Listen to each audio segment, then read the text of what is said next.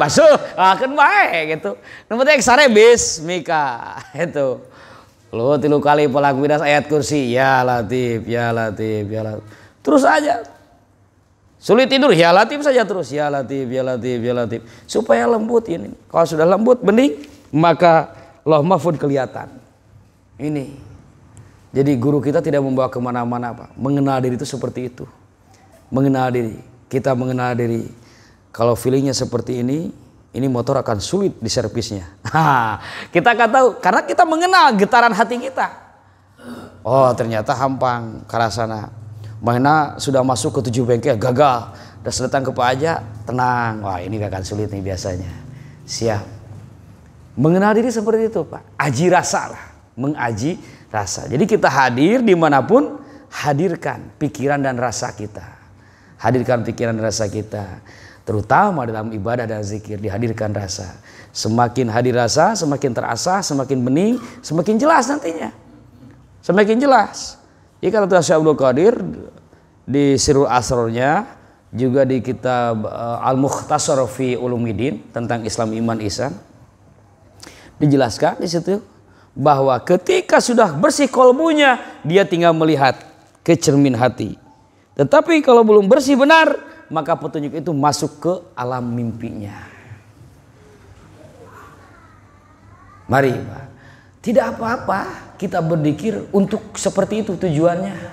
Sebagai motivasi. Saya mah pengen supaya cerdas kolbu saya. Paham. Paling tidak untuk kepentingan kita, bukan untuk membuka alternatif. Bukan. Itu mah bonus. Bonus. Kenapa kita kalah dengan ahli hikmah yang tidak bertorikoh? Sebetulnya ahli hikmah sejati itu pasti bertorikoh, Pak.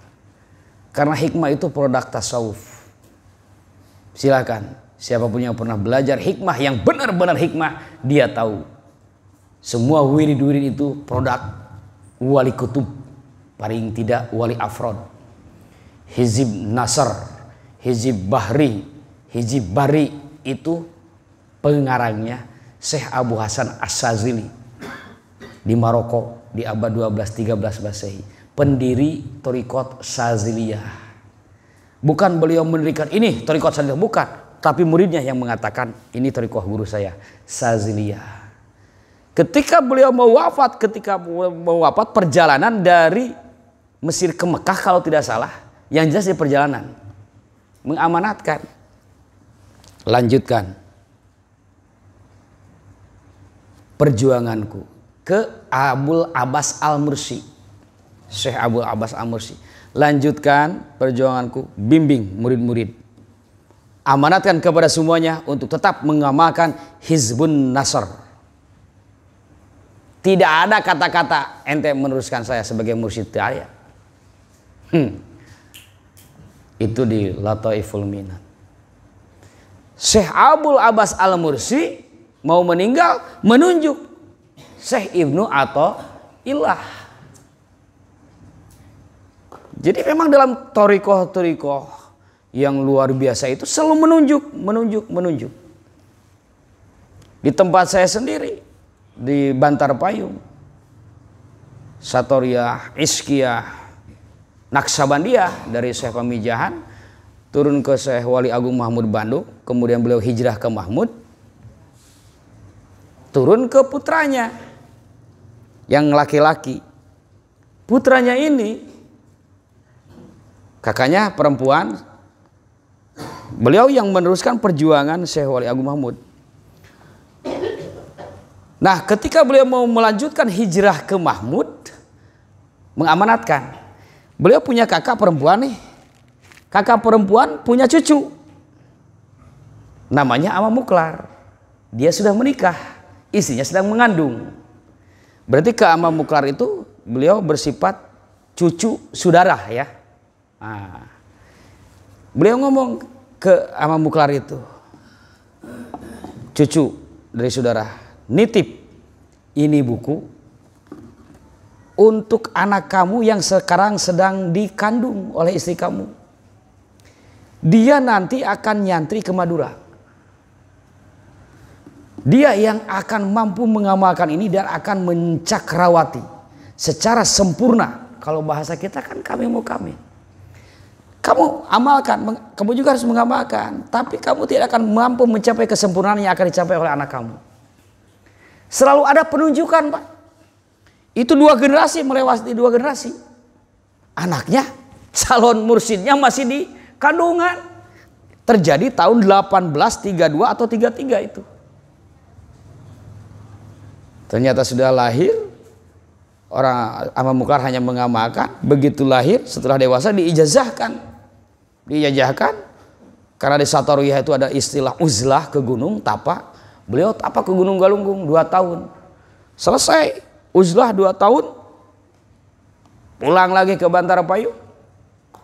Usia 25, berangkatlah ke Madura. Ke Syekh Khalil. Artinya beliau berangkat sudah selesai ijazah thariqah Satariyah dari pemijahannya. Di sana beliau menerima KQN dari Syekh Khalil dan tabaruk juga ke Syekh Tolha. Nah, dari perjalanan ini tuh Syekh Tazimuddin ini yang memberikan amanat buku itu, beliau tidak menunjuk ini sebagai mursyid, tidak, Pak. Tuh yang di bawah, nitip. Nanti yang akan sempurna mengamalkan ini anak kamu. Tapi kamu ngamalkan. Saya mencari data, diskusi dengan ahli sejarah. Ini yang megang buku, yang menerima amanat, kemudian ke anaknya, apa namanya? Ternyata pemegang silsilah, itu namanya Ahlus Sanad. Ini fakta. Bukunya masih ada sampai hari ini. 200 tahun usia buku tersebut. Tulisannya tidak berubah, tidak pudar. Terbakar tahun 53. Rumahnya dibakar oleh DI. Ini selamat yang satu. Nah, yang menjadi titik perhatian, yang pemegang ini bukan mursyid, ya, bukan, di bawah. Jadi kita jangan berspekulasi, jangan berspekulasi begini.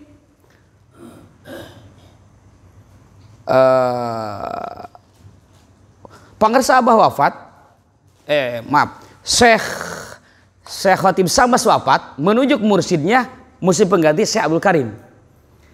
Syekh Abdul Karim wafat, tidak menunjuk mursyid pengganti. Ada asumsi begini, ada dugaan begini. Maka seluruh wakil takin yang ada otomatis menjadi mursyid, menjadi wali mursyid. Ini gak boleh spekulasi seperti itu, tanpa dasar, Pak. Kenapa? Karena banyak fakta. Di situ tidak masuk kepada derajat mursyid, tapi hanya sebagai khalifah atau wakil dari seorang mursyid. Dia hanya sebagai pembawa sanad. Ternyata di muridnya yang jadi mursyidnya. Di sana seperti itu kan. Jangan juga kita berspekulasi seperti ini. Kalau Anda wakil takin, mursyidnya sudah meninggal, lalu Anda mewakili siapa? Begitu kan? Betul. Ini sebuah penghinaan kalau kata-kata itu keluar. Penghinaan apa? Syekh Khatib, Syekh Abdul Karim wafat, Syekh Tolha wakil takinnya, yang lain wakil takinnya. Mereka semua melanjutkan proses pentakinan, bahkan sampai ke abad 10. Kalau ada kata-kata dia mewakili siapa? Mursyidnya sudah meninggal. Syekh Tolha mewakili siapa? Syekh Abdul Karim bantunya sudah meninggal. Berani gak Pak kita mengatakan Syekh Tolha wakil takin sudah tidak aktif karena mursyidnya sudah meninggal? Ini saudara saya ada yang bilang begitu. Ini Pak Haji Indis wakil takin siapa? Kan Abah Anomnya sudah meninggal. Mewakili siapa? Begitu. Emang kenapa? Mursyidnya sudah meninggal, ya sudah. Ketika mursyidnya meninggal, ketika itu dia tidak wajib mentalkin. Wah, ini bahaya. Anda kehilangan mata rantai dalam perurusan sejarah Anda. Silakan perhatikan, Syekh Abdul Karim wafat tidak menunjuk mursyid pengganti. Lalu Anda apakah berani mengatakan Syekh Tolha mewakili siapa? Syekh Al-Banjari mewakili siapa? Beliau wakil takin Syekh Abdul Karim Banten. Maka kalau benar Pak Kiai Indis sebagai wakil takin sudah tidak sah karena Abah Anomnya meninggal, sudah. TKN kita semua batal dan gagal. Karena Syekh Tolha masih mentakin, Syekh Abdul Karim tidak menunjuk mursyid. Apa mau nerima begitu? Tentu saja tidak. Kita memang harus hati-hati dalam berbicara masa itu. Bukan bagian kita, Pak. Bukan bagian orang awam. Saya terpaksa berbicara ini karena punya tugas melindungi. Ini berbahaya, itu area, waduh, zona haram itu. Zona merah, bukan pikiran dan jamaah awam. Bahasa pengemban amanah, urusan mursyid bukan urusan murid. Betul itu. Kita masih SD, masih TK, sudah memikirkan siapa profesor. Sudah berpikir seperti itu. Tapi mungkin tidak berpengaruh kata-kata saya bagi orang yang berlainan pandangan. Namun saya tetap menyampaikan karena ini dasarnya sudah jelas di kitab Anwarul Qudsiyah, di kitab Sirrul Asrar, seperti itu. Nah, hadirin rahimakumullah. Jadi belok sebentar ke sana ya. Kita kembali.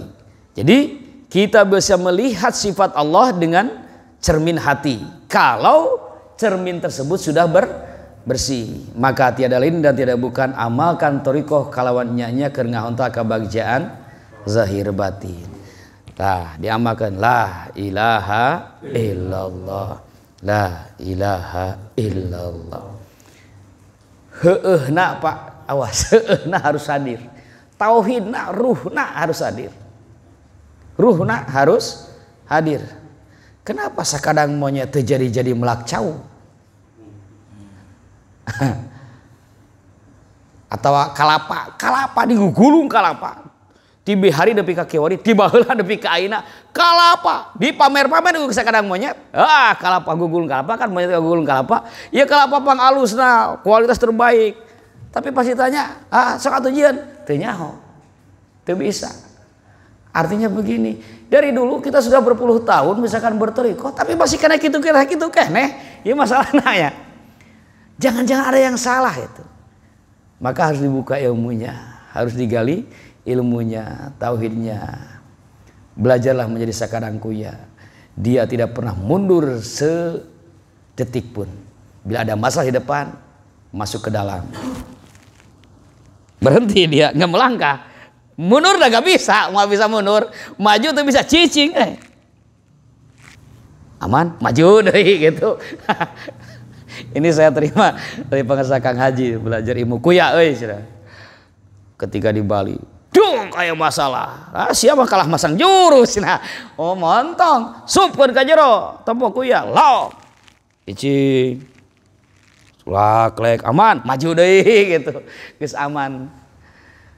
Jadi masuk ke dalam maksudnya.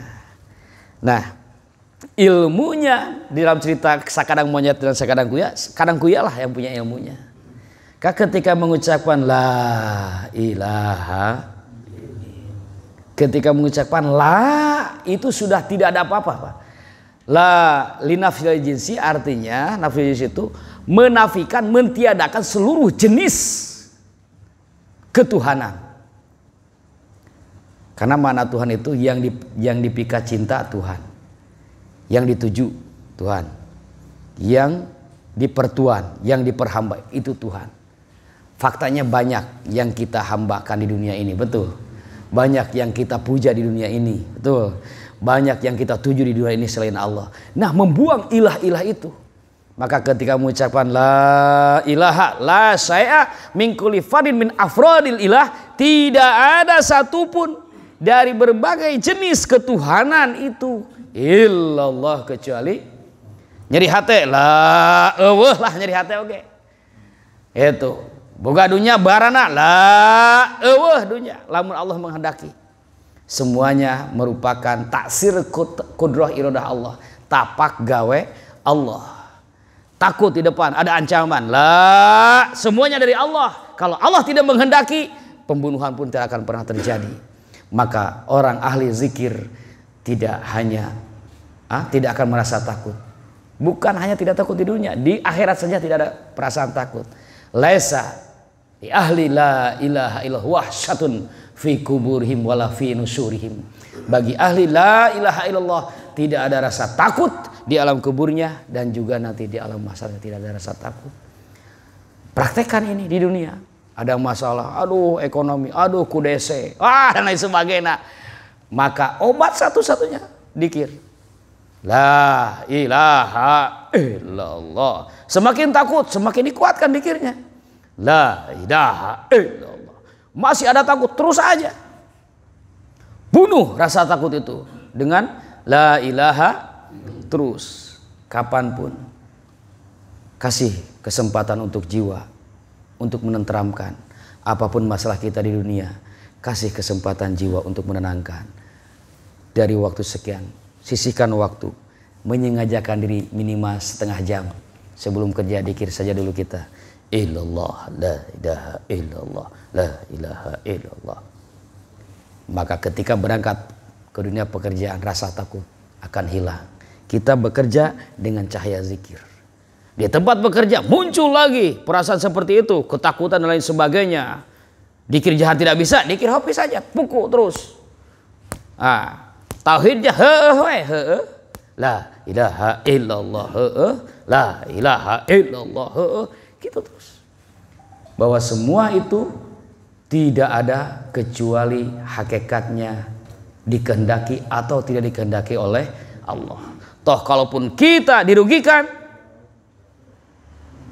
keluarga sakit, keluarga dimatikan, itu kehendak Allah.